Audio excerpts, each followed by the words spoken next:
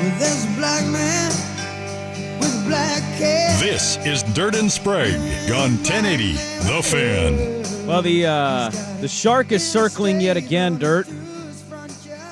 Brett Yormark at Big 12 Media Day sounds a lot like he did a year ago. Making moves, man. They were clearly eyeing Utah, Colorado, and the Arizona schools, and eventually ended up getting them. Yeah.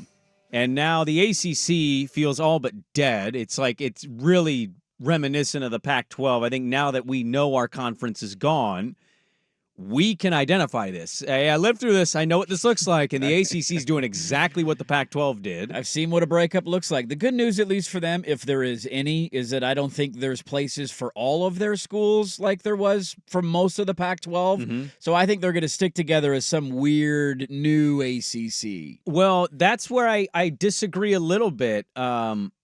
I think Yormark is eyeing Clemson, Miami, Florida State. Absolutely he is. And saying, I'll take NC State, North Carolina. There's talk of them going after UConn for hoops purposes, obviously, even though Mora's got a respectable program. And they haven't given up on the Gonzaga thing either. No, they should not have. That would be an incredible move for both sides. The intel from Big 12 Media Day, and there's a lot to get to from Big 12 Media Day. We'll get to the Mike Gundy stuff.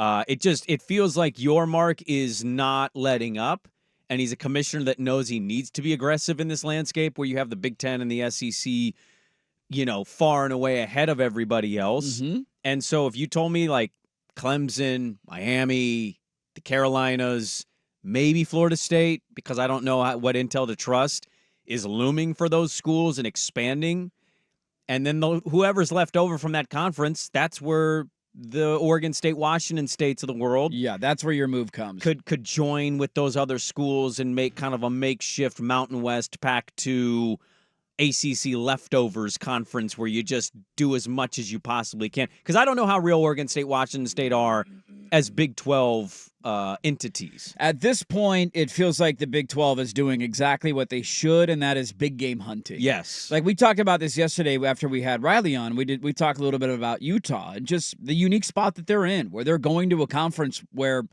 they might dominate. Depending on how Kyle Whittingham, goes and if he leaves or retires, and he talked a little bit about that yesterday.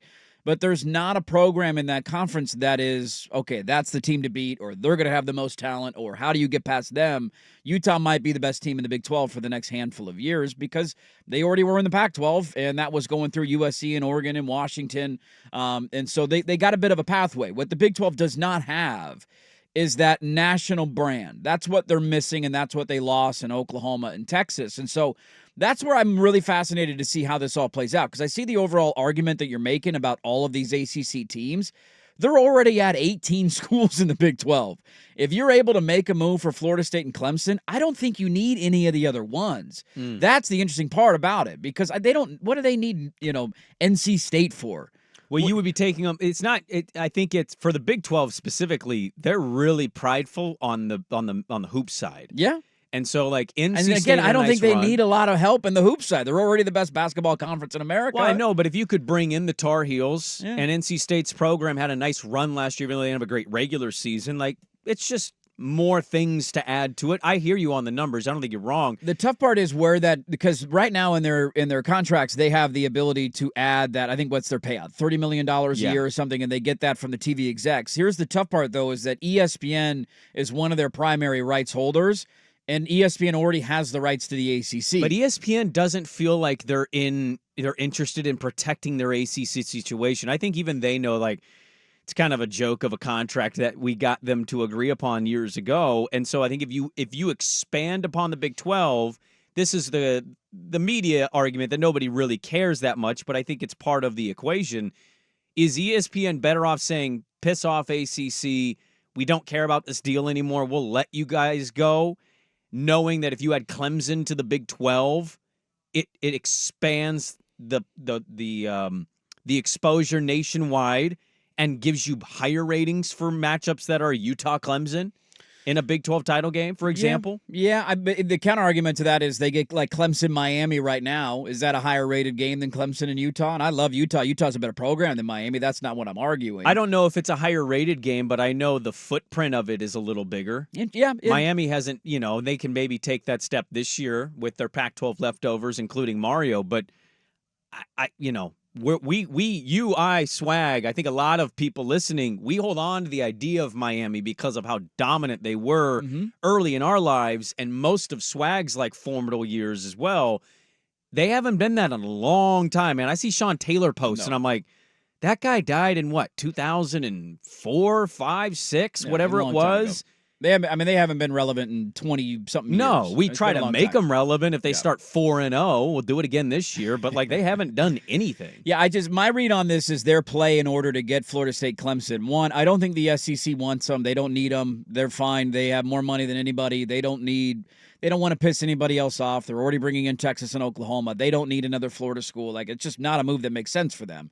You have the weird academic side of what the Big Ten has and what they try and, hold up their rights of, we're smarter than you, and you have to, I can't remember the word for it, but you have to be credited to a certain level of academic university. Yes. I don't believe Florida State and Miami fall, or maybe Miami does. I think Miami does because they're Florida private. State does not fall into that category, and so there's going to be pushback from the presidents of saying, wait a minute, we just expanded again. Why would we go add 2 more teams? So the Big 12 is might end up being the spot for them. In order to make it happen, though, and in order to make Florida State jump through all the hoops financially they're going to have to get out of the ACC, you're going to need an injection of private equity.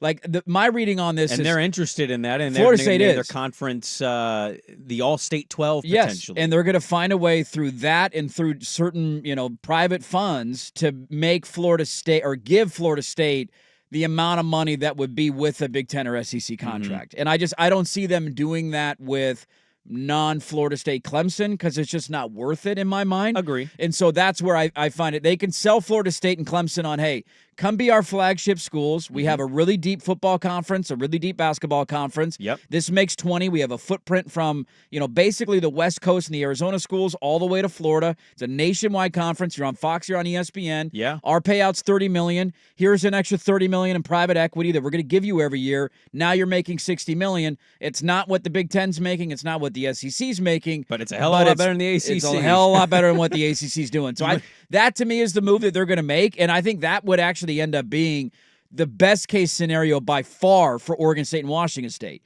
because the ACC will have to make a counteracting move at some point. I don't know how many other schools are actually going to leave. Stuff Cal, Stanford on the West Coast. You got Cal and Stanford who are doing this dumb cross-country flight to play other games. It's a conference affiliation that makes no sense.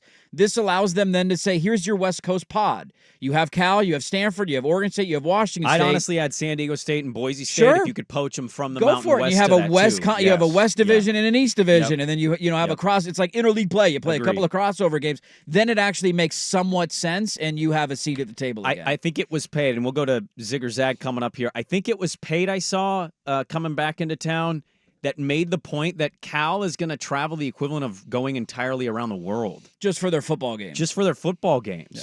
Just for the football games. It's insane. It makes no sense.